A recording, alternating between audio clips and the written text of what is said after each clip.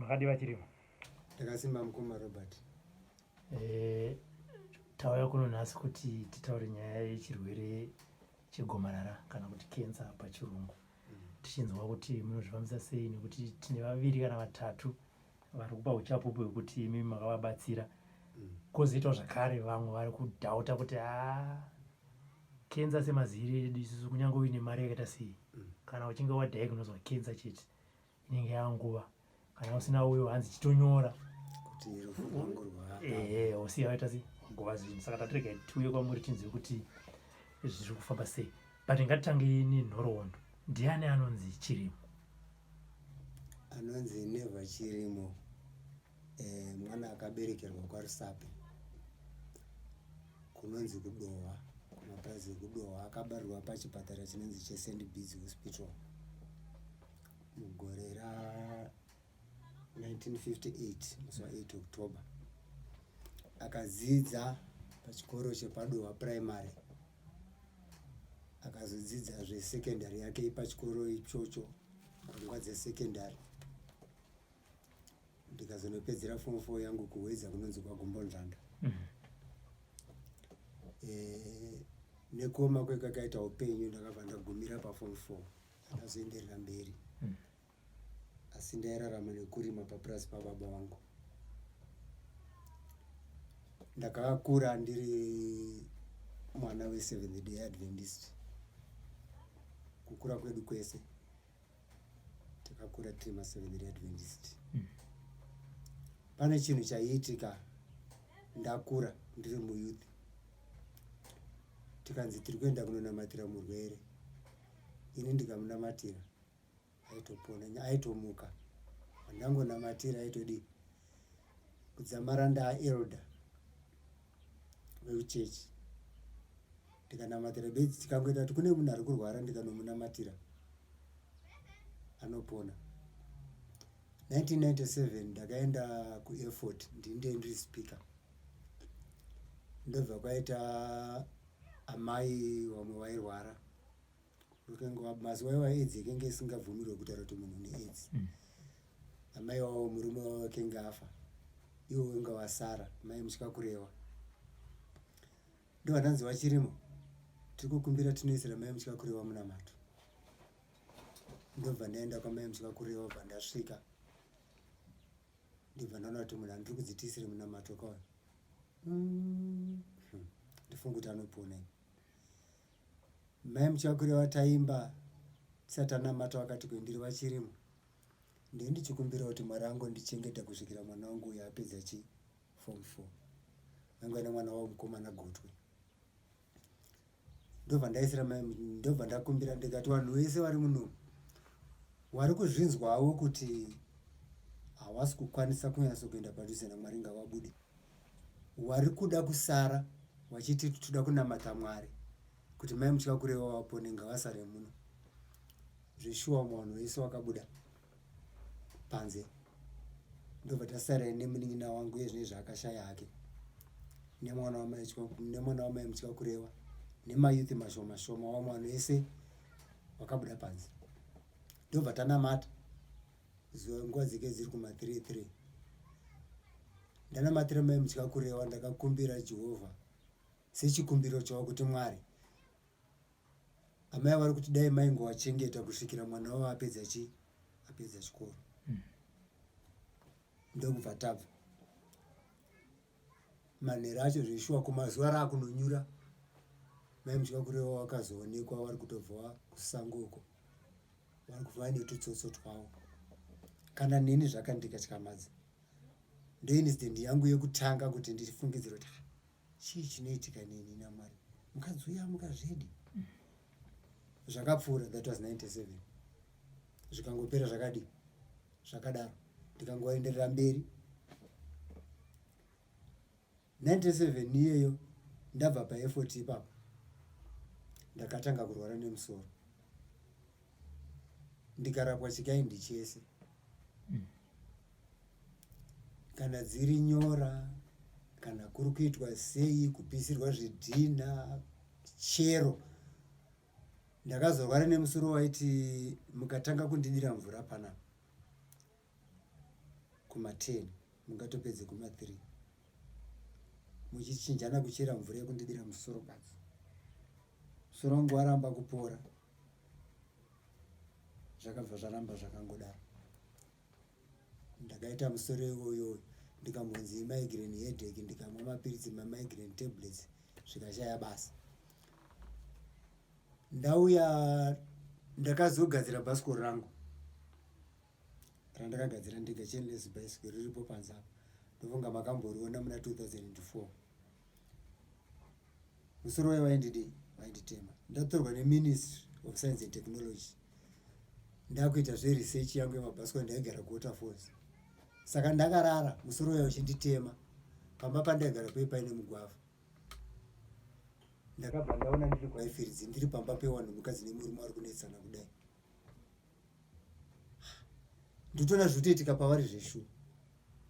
Vision iyo payakapera, after an hour ndakabva ndaona mukadzi uya live ari kupfuura nepandakarara. Ndobva ndanzi nezwi, uda kuregera achipfuura, musoro wako haupori. Ndobva ndataura nemukadzi uya, ndotomutsanangura zvaitika kumba kwake. Ndasaka uri kuendepi, zvikanzi ndiri kuenda kuAigutu, ndikati unouya nasisi wako. Ndobva nasisi wake, bva ndamubatsira. Kubva musi iwoyo bva ndanzi musoro wako haucharwadzi, ita basa iro riri. But nekuda kwechechi yangu haizvitendi. Vanobhirivha kuti the only prophet akazovako ndiEllen G. White. Izvi hazviisi kwezvo. Saka ndakawa munhu akabatikana kuti a former church elder akutanga kuita ngakuita sei. Saka vanhu pavakanzwa kuti ndo zvandakuita, ndakawa neseparation nefamily yangu. Mudzimai wangu haana kuzvigamuchira because ndakamutorawo ari wechisabata. Nevana zvese, nevabereki, nani wese kumusha ndakanzi amupostori. Vamwe vakati ang'anga, vamwe vakati akaita sei. But nekuda kwezvandaiona, indakaramba ndichienderera mberi. 2007 pakabva paita ngwangwani ari kuChiredzi, kana ndikakupai namba dzake munomufonera. Akauya aine cancer yemaburi, miri wese uchituka tomudira mvura paine buri racho pamusana, miri wese unobuda mvura. Ndesa ndamborapa cancer. Ndobva ndangonzi nezwi riya buda izvozvi, ndiri kuWaterfalls kushokunze kumba kwangu. Vandabuda ndakatoratidzwa miti yacho, ndinotora muti uyu neuyu urape munhu uyu anofa izvozvi. Iye ngatobva kuparinya tazi chidzokera henyu kumba acharapiki.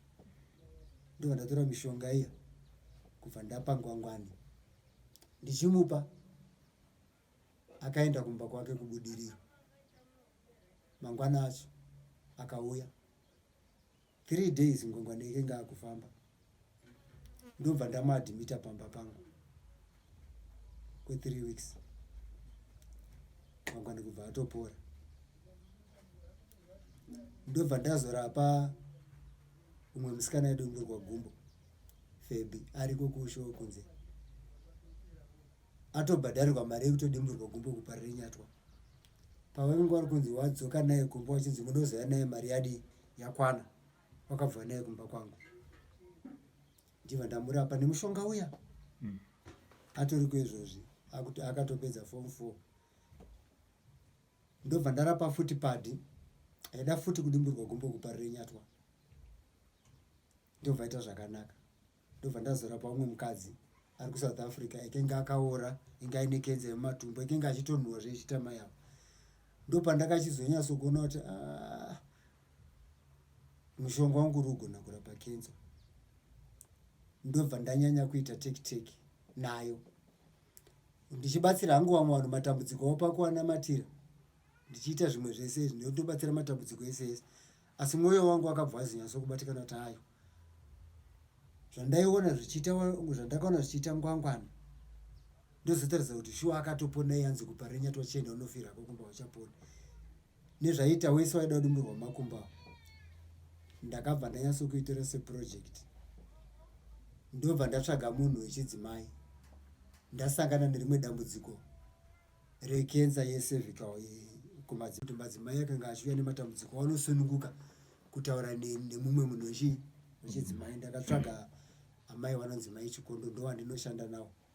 Iyezve tine nguva yakati rebei tisi tese because mai vangu vari kurwara nguva yese, ndinge ndisi muHarare kwenguva yakareba, asi ndowandoshanda, ndowane namba dziri pabwe idzo. Mai Chikondo ndo wandakatsvaga.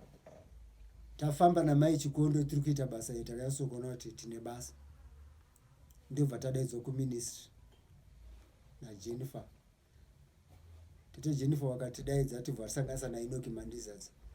Enoki Mandizadza enga ari kudoctor ari paUniversity of Zimbabwe. Takadaidzwa takaenda tikanoona takawanda tiripo.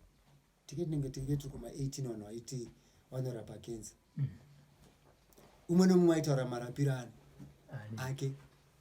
Isusu takabva tazotaurawo namai Chikondo. Enoki pane assessment yaida kuita, tsvagurudzo yaida kuita, akafarira isusu.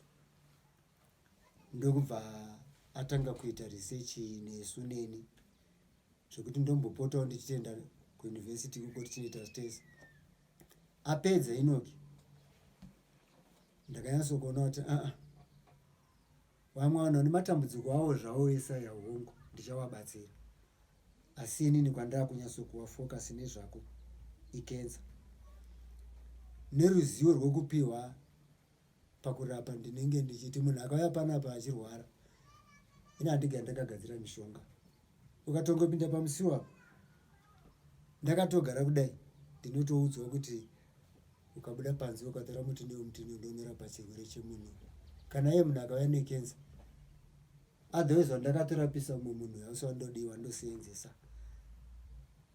Ndakatarisa ndikaona kuti regai ndinyatsokuite kutora chirwere chekenza ichi ndinyatsokuti naichocho chaicho dza nemapenzi ndozvirwere zviri zvandonyatsokutora seproject.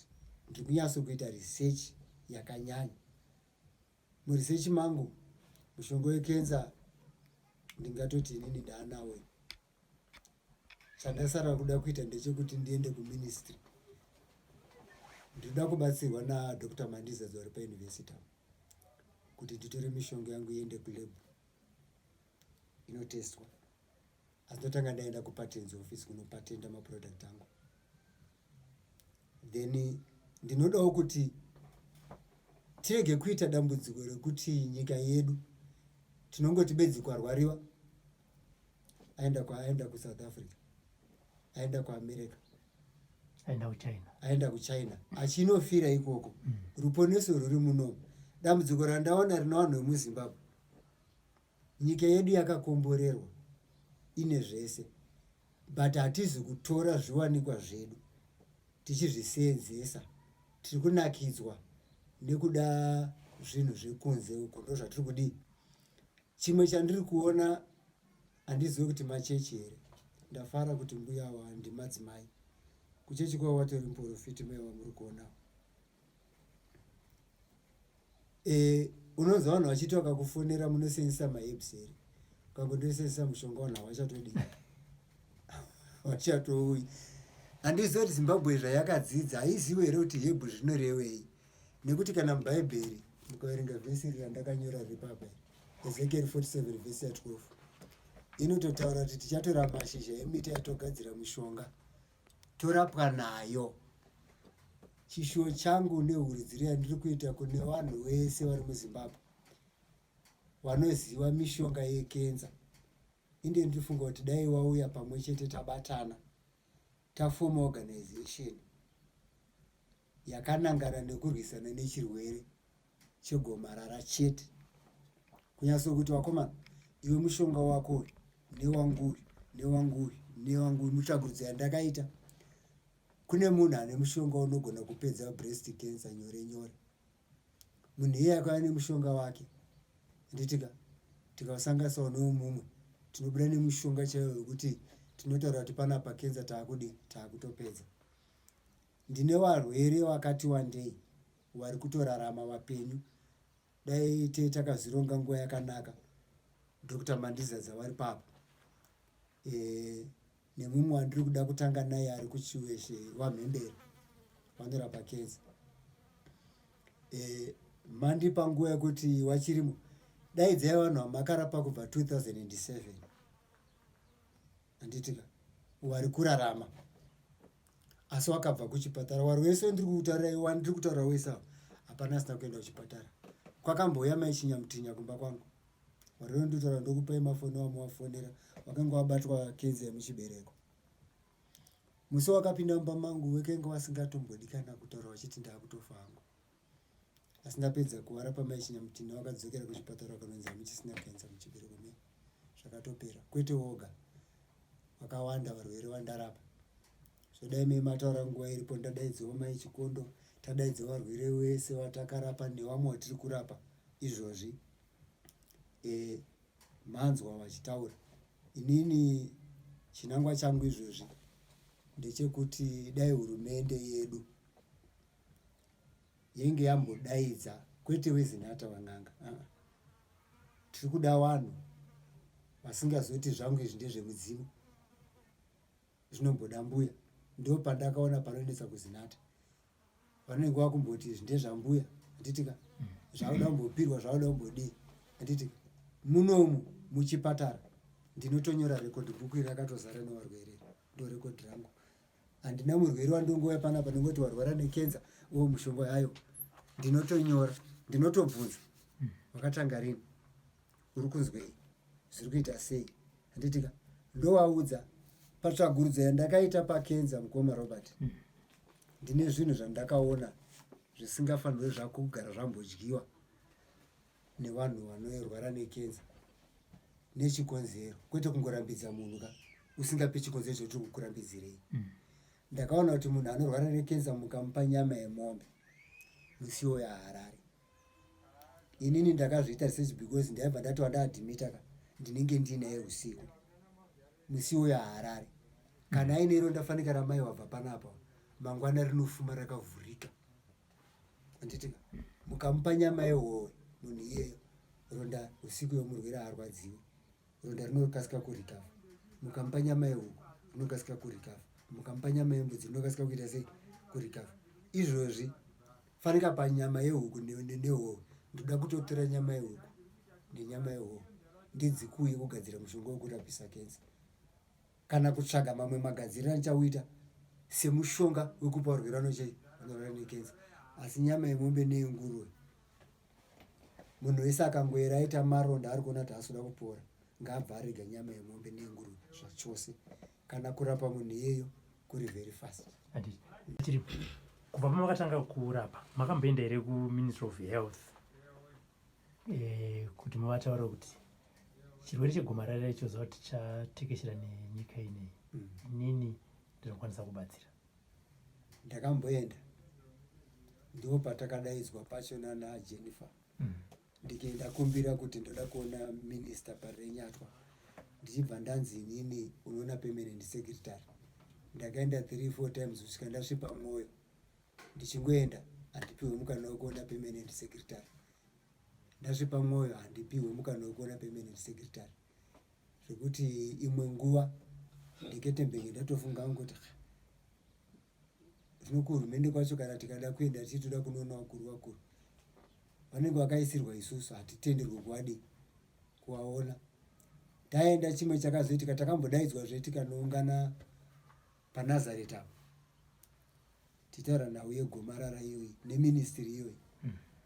Zvandakaona ndezvekuti patinenge tadaidzwa apa chimwe chashata inhau yemari, zvinenge zviine mari mukati. Kunenge kwaita chirwere chekuti waministry vanotanga wadaidza hama dzavo dzaunoda kuti kana ukatarisa mumwe achiti ndinorapa ka, wamwe aitouya wacheke ngatori mamidwife aitotaura ipapo. Asi wauya padambudziko rekuti tirikurwara, hatitoda zvekusunungutsa vanhu muno, toda zvekurwara kwekenza because tapedza musangano tine maincentive ataizopiwa. Kana kutoona kuti ndezvekutoita hama dzedu dzidi dzitye. Inde nditofunga hangu kuti kana zvaiita nekuti ndiri kurwarirwa, ndatofonera mandizadza nhasi ndichanogara nditofunga kundogara hangu pasi naInoki, nditofonera tete wamataura vakakupai namba dzangu kuti wauye tombopanana pfunga kuti inzira ipi chaiyo yatingashandise kuti tibatsire vanhu vanorwara nekenza. Ini chandotoda wangu mushonga hausi wekuwiga, wangu ndoda kutoti kana hurumende ichitouda totorima, nekuti wangu unotorima, totorima minda neminda, potete vanhu vanomirira kukohwa. Nyika yedu inogona kutoita futi foreign currency nezvinhu zviya zvezvi. Ati ndingati matopindura mubvunzo wangu muchidimbo wokutozva kuti vakawanda vanoziva maherbs kana kuti mishonga iyoyi. Kufa kwake ndokuenda kwemishonga iyoyo, anobaparara nesikireti yacho. Saka ndatovudza kuti imimi pamberi apa mune urongwa here pazuva ranhasi kuti kana ndichinge ndichinzi mangwana inini vachirimo handisisipo, pane continuation yevanhu vanofana kusara vachiita sei. Ndokusaka makaona kuti mukadzi wandakatora haisi hama yangu ba, ihama yangu pamutupo. Ndikaidai ndiyada kuti ndizosara zvichida, ngadai ndakatora hanzvadzi yangu yemumba titoriwo nayo, kana kuti ndakatora muzukuru, ndakatora an outsider. Ndinongoda kuti tibatsire nyika yese, nekuti zveshe andinofa nhasi indotofa nhasi, so gunduru ndatodi zvese zvatodi izvi zvatosara. But kana chinhu chinechi chakunzi chanyatsokuiswa nyika yese yakuchiseenzesa. Dambudziko randiri kuona mukoma Robert pamubvunzo wedu kupindire, tiri kutsvaga mbiri yedu. Nditika chipo ichi kana takachipiwa, Mwari akachiita kuti chibatsire nyika yese. This person akainventa motikari angadai ari kufamba nayo yega, paakafangira zvakangovhara zvakadi, but akapiwa pfungwa iya naMwari kuti ibatsire the whole world. Ndokusaka nesa kufambawo nemota idzi. Anditika kana neniwo chipo changu ndoda kuti chibatsire nyika yese, nyange dai kuna America ikoko ngawauyo kunoko, kana tichiendesa mishonga yacho kupi ikoko. Pfungwa yamaya naende nditori nayo chaizvo, but imwe nguva tinge chiti tikaenda muoffices pamwe vanenge vachitipima. Notinoona tikaenda nevanhu vanoti ndiwana sekuru vanenge vachiita zvebute vanoremekedza stereki. Isusu tinongoenda takadai ndofunga vanenge vachiti hako zvinhu zviya zvatiri kuita ndezvaMwari. Ini zvangu handina, hazvisi zvasekuru, hazvisi zvokuchecha zvodi, ndakapiwa chipo ichi naMwari. Saka kana Mwari akandipa chipo ichochichi, nditika ndofanira kuchiisa kunyika. Saizvozvi ndiri indivenda, ndine bhasikoro randakaindivenda, harisi rangu, ndofanira kuti rimanufacture, nditika ribenefiti nyika nevana vangu. Kana ndikafana zvondakangoda izvini, ndofara chaizvo ndine mwana wangu musikana. Kana family yangu yanda kutaura kuti inge isingazvifariri, izvezvi yakuzvisapota, yakuzvida. Vanhu vangu vari kutoda kuti tive neplot, nditika yekurima zvinhu zvipi izvozvi. Asi pamuda pacho handizosenzika nevana vangu bedzi. Tinotodawo vamwe vanhu, handiti by right tikanopatenda tine right yekuita zvinhu zvedu takasununguka, asi zvichibenefita nyika yese. Ini ndo chishuwo changu. Ndinoda kuti mujekesere veruzhinji panyaya yemaherbs nemushonga. Mati mimi munhu akakufonerai anokubvunza kuti munoita zvemaherbs here kana kuti zvemushonga. Dzidzisai vanhu ipapo kuti chinhu chimwe chete zvinhu zvakasiyana here, kuitira kuti vakawanda vanyaziva kuti zvandiri kuda apa ndezvizvi. Regai ndikubatsirei mukoma Robert. Zvinhu zvese zvinorapa zvese, zita racho rimwe chete rinosanganisa zvese izvo zvomushonga. Chero chichirapa bedzi mushonga. Kana ukatora mvura uchitoda kurapa munhu nemvura, chakutoitika paya pamvura yakutoita mushonga. The word rekuti herb nderechirungu, kuchishona toti mushonga. Vanhu vese pandiri kuona pavari kurasikira ndepe machechi. Haadi kuzonzikwa kuchechi kuti akabata mushonga, nekuti vemachechi vanoti mushonga wakadi wakang'ora. Bhuku rangu iri panapa iri rinotaura nezvemushonga, handitika irori rinotaura nezvemushonga, haritauri nezvemaherbs. Regai ndiverenge bhuku rangu iri tinzwe kuti rinoti kudii. Rakabva ranyorwa zvandinoda chaizvo. Tinoerenga kubva kuna Ezekiel 47 vhesi ya 12. Inoti iyo panapa, Ezekiel 47 vhesi ya 12. Kunhiwi dzorwizi pamahombekombe arwo pachamera miti yemarudzi ose inodyiwa. Mashizha ayo haazoomi, uye michero yayo haizozuki. ichabereka michero mitsva mwedzi nomwedzi, nokuti mvura yayo inobva panzvimbo tsvene. Michero yayo ichadyiwa, uye mashizha ayo achashandiswa kurapa vanhu nawo. Tadya mapopo, mengo, mabhanana, matohwe, maepo. Kana tarwara tonotora mashizha emiti aya tobva tarapa. Iyo mushonga wamuri kutoti mai awa varotopora nawo. Umwe wacho muriwo watinotodya uyu uri papo. Papo ndotokuratidza kuti mutoona mushonga wakensa uyu uri papo. Watinotodya muriwo vanhu vanogara vachitoutenga every day. Handiti mashizha iwaya. Saka kuti vanhu vanyatso kujeketerwa nezvazvo, Bhaibheri harina kumborambidza, mishonga rinotokurudzira. Kana mukanoiverenga taakudenga kuna zvakazarurwa 22, handiti taakutogara naMwari. Inoti iyo mutumwa akandiratidza rwizi rwemvura yeupenyu. Ezekieri zvakazarurwa 22 verse 1. Runoerera rwakati ngwerewere ruchierera pamberi pechigaro chaMwari nechegwayana. Pakati penzira huru yeguta, rukurutu rumwe nerumwe rworwizi kweke kune muti wemuchero unobereka mhando dzine mbiri dzegumi nemichero ichibereka michero pamwedzi woga woga. Mashizha acho achashandiswa kurapa ndudzi dzevanhu nawo. Bhaibheri rabva ratonyanya kutowandudza panapa dzaandudzi, kwete vanhu ba. Kutaura varungu vanenge vaponeswa vaenda kudenga, mandewere, manguruva, Malawi, vachandorapwa futi nemashizha emuti taakudenga. Saka Mwari hapana paakamborambidza. Handitika kuno vamwe mai vakauya kumba kwangu, ndikenda wanzwa paredhi, ndakatowaendera kumba kwavo vachigara kuBhorodhero, vachitsidza kuti handidi, regerai ndife, musandiendese kuchipataraba. Kwete kun'anga kuchipatara. Mwari haatombodi, ndichararama neminamato chete. Ndokubva ndaenda kumba kwavo. Ndobva ndasvika ndikati, mai, ndakakunzwaiwo paredhiyo, ndati ndiuyewo ndimbotaura nani nemi. Wenge wakaoma mai iwawo, wakati ndinofa. Asi ndakati kutenga nawo magwaro zvishoma nezvishoma. Wakazoti mozodzoka mangwana baba imi. Mwana wavo akati, mama kuti mudzoke. Imimi mangwana acho ndakadzokera zveshuwa ndakuneta, ndatosenzesa mari yangu. Ndikasvika ndikataura nawo ndikawerenga nawo. Wakati ndimbondipisira Bhaibheri rako iri. Ndoda kuriwerenga ndikavasira Bhaibheri rangu. Wakagara naro 2 weeks. After 2 weeks wakandidaidza zvazi ndipuwe mishonga yako yacho ndidye. Wakadya. Dambudziko raiwanetsa rikatopera. Wakazofa zvaonetsawo namai wavo. Asi wakatouya kufa watopedza almost 5 years ndabva kuwarapa. Ndavajekesera kuti wazodye mishonga. Wabuda paredhiyo kuti handimbofi ndakadya mushonga, chechi yangu haizoiti. Imwe dambudziko guru rendiri kuona nderemachechi. Anoti iwo mishonga haiite sei, haidyiwi. Imwe dzidziso ida kutobatwa iyoyo. Ndofunga pazvinochiitwa paredhiyo padai vatombobata zvirongwa zvakaita sezvipi. Seizvozvo handiti wambobatsiri nyange nevo vafundisi ndochaiziva kuti theories dzavo dzavanoita 4 years vanenge vachinya kudzidza nezvei, vachijamba mavhesi yavasingaoni, vachitaura vanhu kuti mishonga haiite sei, haidyiwi. Koma Robert, dambudziko rangu riri pakenza. Ndaifunga kuti ndiri kukumbira wese vari mukati mepasi meZimbabwe muno vari kundinzwa,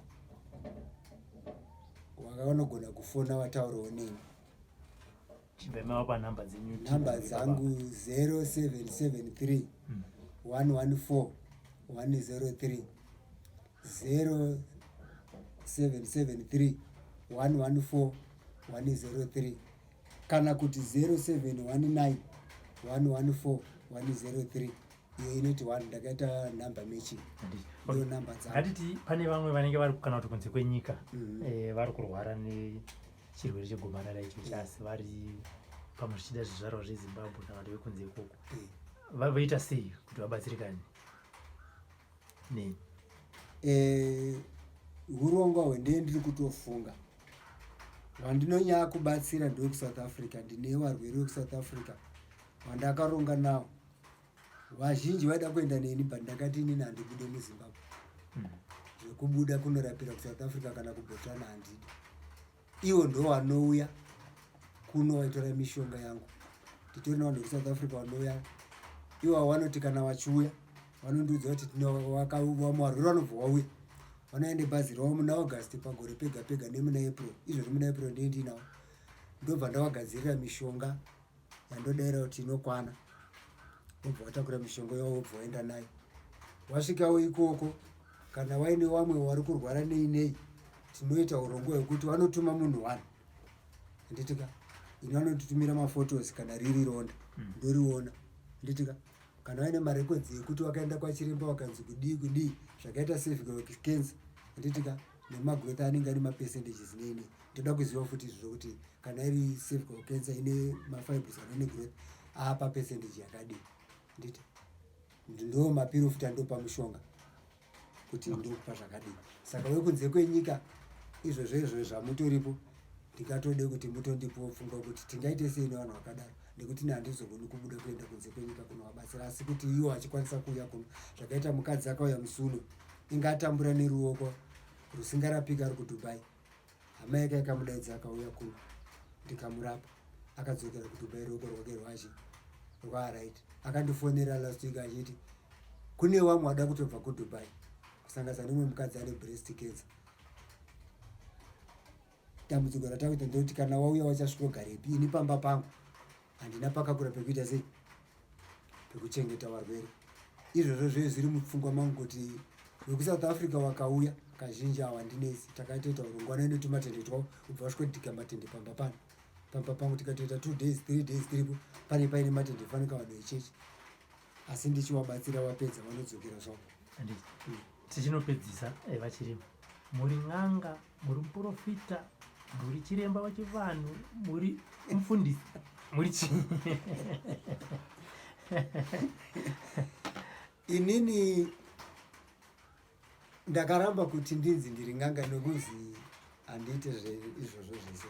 Ini ndongozviti ndiri munhu waMwari nekuti ini chipo chakangouya kubva kuna Mwari. Ini ndiri munhu waMwari, handisi prophet, handisi apostle, handisi madzibaba, handisi n'anga, ndingori munhu waMwari. Kana unouya munondoti watsanangura kamauya kuno kamauya henyu kumunhu waMwari ende zvanoita munomu zvese zvinofambidzana neBhaibheri. Nokuti ndichakuudza kuti mishonga yauri kudya iyi ukazvibvura muBhaibheri uchazviona pakati. Tobva tatotaura futi nepamwe pakanzi naMwari torai mashizha murape vanhu zvirimo muBhaibheri. Mozisi wana waIsraeri wapona newapwera nemamota. Zvanzi Jehovha ndoita sei nevana wenyu zvikanzi tora mashizha emuonde unamire pamamota achaita sei achapora. Aitotaura instruction iyoyo hasi muprofita. NdiMwari achipa instruction kuna Mozisi kuti vana veIsraeri vaporechi vapore mamota. Mukatoverenga kuna Isaya inobva ati hanzi izvo ucharwara kusvikira pekuti uchabvunza naye hakuna here muti wemubhasomu ungarape maronda angu aya asingaite sei asingapori. Nditika kurova zvagara zvakatoprofita zvakagara zvakaonekwa zvirimo mukati memagwaro. Nditika zotoda tiine time kudzidzisa nyika tichivaverengera magwaro ekuti aiwa mishonga iyi inorapa. Kana mukatotarisa paBethsaida paya pane chidzidzo paya mvura iyaya yaisarapa ba iripo isina kubvundurwa nengirozi yaita sei yaisarapa. Asi ngirozi ikauya ikabvundura mvura iya yaita mabvundwe. Mumvura maya munodonhera uswa, mashizha, makonye zvinorira tsvina iyoya yaungana iya ndo mushonga. Mvura iya yairapa benzi yabvundurwa ngirozi yagadzira mushonga. Saka hamene imwe nzira yatiri kutiza nayo mushonga kuti tiri kutiza tichienda neku misinterpretation of the Bible ndo imwe dambudziko randiri kuona. Mashoko enyu ekupedzisira. Mashoko angu ekupedzisira ndeyekuti ndinokumbira vari mukati menyika yeZimbabwe vanokwanisa havo kubatsira kenza kuti varege kuhwanda variko kunzoko ngavauye tibatsire vanhu vari varege kufa. Kuhurumende ndokumbirawo kuti dai ipepa imboonekwa kuti wagare pasi wambonyatso kuisa musoro pamwe chete nezvekenza. Vanhu vekenza vanoda kubatsirwa. Muona mai wabva munomao. Zamu hiro rikanyatso kushata vanosiiwa. Kenza ndakaona kuti iri kuparadza mafamilies. Mukadzi akaona kuti murume wangu atorwara zvakada anobva asiya murumewo ndizvozvo. Yakutokonzera kuparara kwedzimba kenza yatinoona. Vamwe vana vanobva vatosiiwa havachatochengeti nemapirwa anoita chikafu. Chandiri kukumbira ndechekuti ngatiisei musoro pamwe chete senyika yeZimbabwe tibatane. Mwari anotipa mushonga wekuti tipedze dambudziko rekenza. Zvinogona kupera izvo kuburikidza nezvandakasangana nazvo nezvandiri kusangana nazvo zuva nezuva kusanganisana namai vari papo wamunotoona wangu wachikutora wachirumirirawo pakauya panapa ndingeda kutoramba kuti warapa ndikati iwawawo asi Mwari akapindira. Saka ndoda kuti zvese zvatinoita kana Mwari tikangowapa basa rawo isusu semidziyo yavo wakatishandisa zvinhu zvese zvinofamba zvakanaka. Ndo chikumbiro changu kunyika yeZimbabwe.